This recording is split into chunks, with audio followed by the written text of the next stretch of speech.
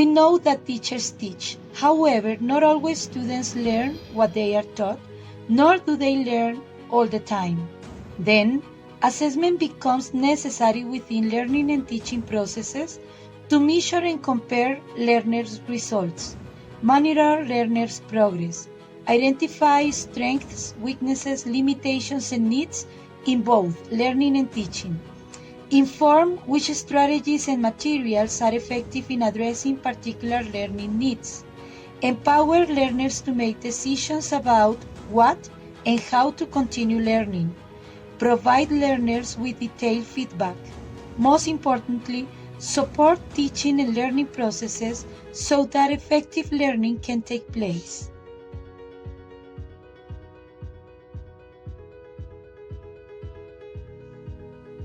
My name is Emilce Castellanos.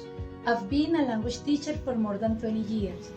Based on my experience, I could say that assessment is the process that allows me to understand my students, comprehend what I teach, in my case I teach communicative competence, and know myself as a teacher.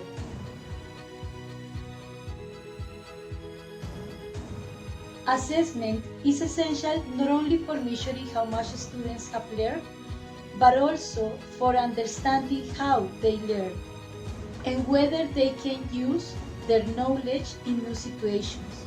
Additionally, assessment promotes problem solving and critical thinking skills.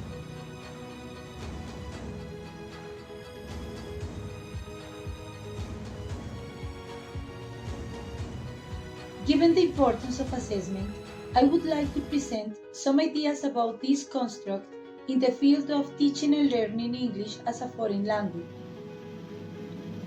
How can we define evaluation, assessment, and testing? Evaluation.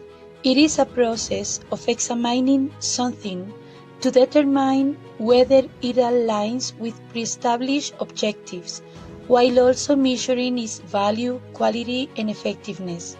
Brown and Abey-Wickrama state that evaluation involves collecting and analyzing information to make judgments or decisions.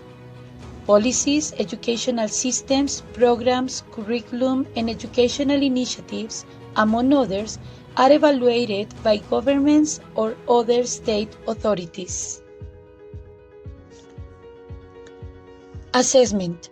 Brown and Abey-Wickrama state that assessment is an ongoing process that measures goals and progress so that learners and teachers can reflect on their strengths and weaknesses within the context of learning and teaching processes.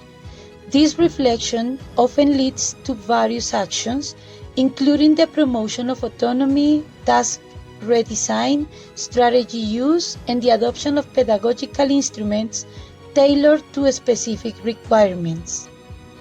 General competences, know, do, be, and learn, as well as communicative competence that comprises linguistics, social linguistics, and pragmatics, are assessed by teachers and learners.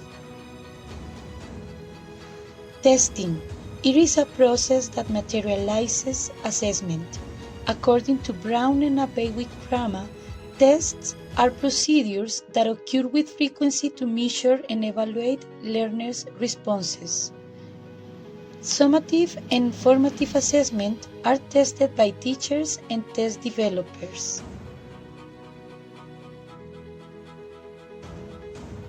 According to the Common European Framework, language users must develop both general competences and communicative competence.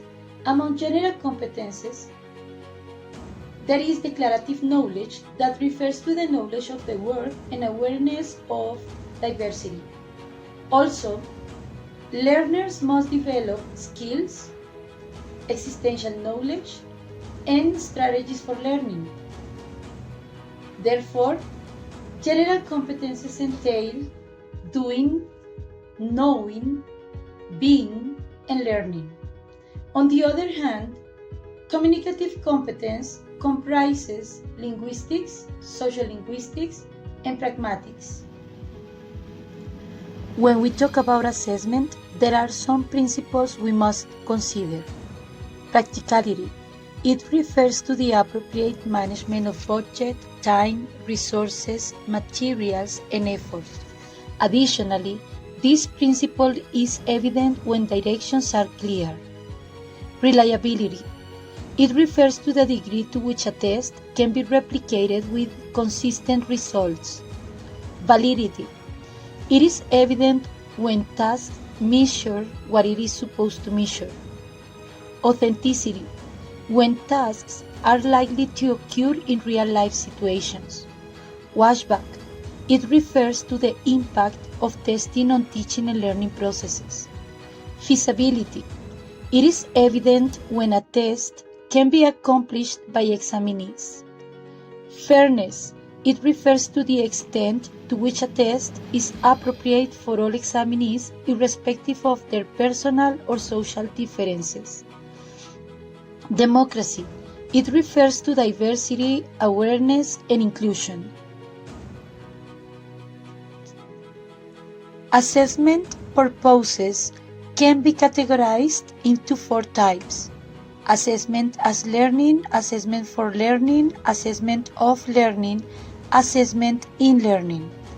Assessment as learning emphasizes students' active involvement in the self-assessment process to support their own learning. Assessment for learning focuses on ongoing assessment and feedback to highlight learners' strengths and weaknesses and improve students' learning. Assessment of learning is typically used for marking and grading to measure the outcomes of learning.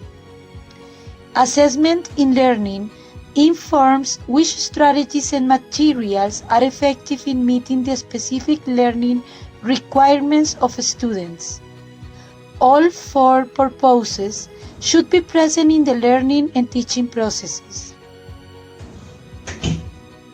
Regarding assessment, I could say that it is important to have a clear concept about it, and equally important, we have to differentiate evaluation, assessment, and testing.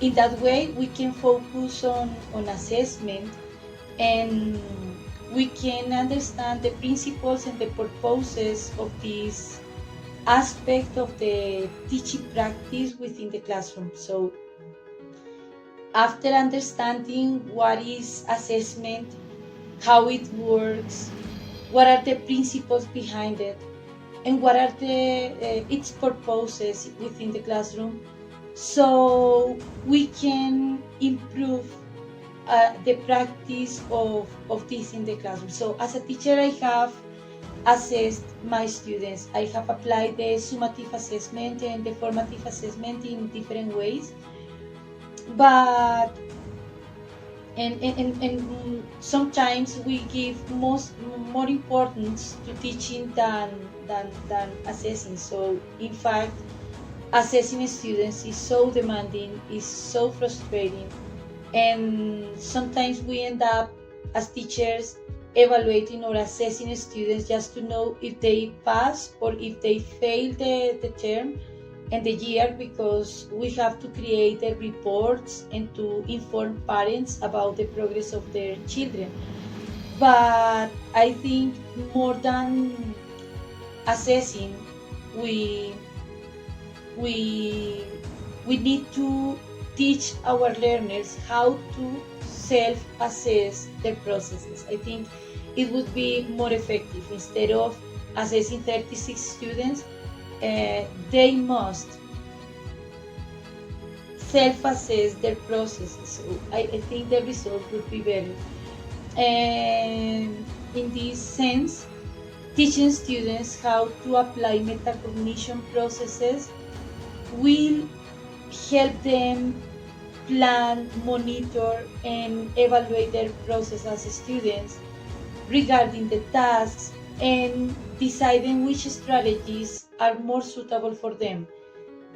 In sum, the more aware students are about the process, the better outcomes they will get.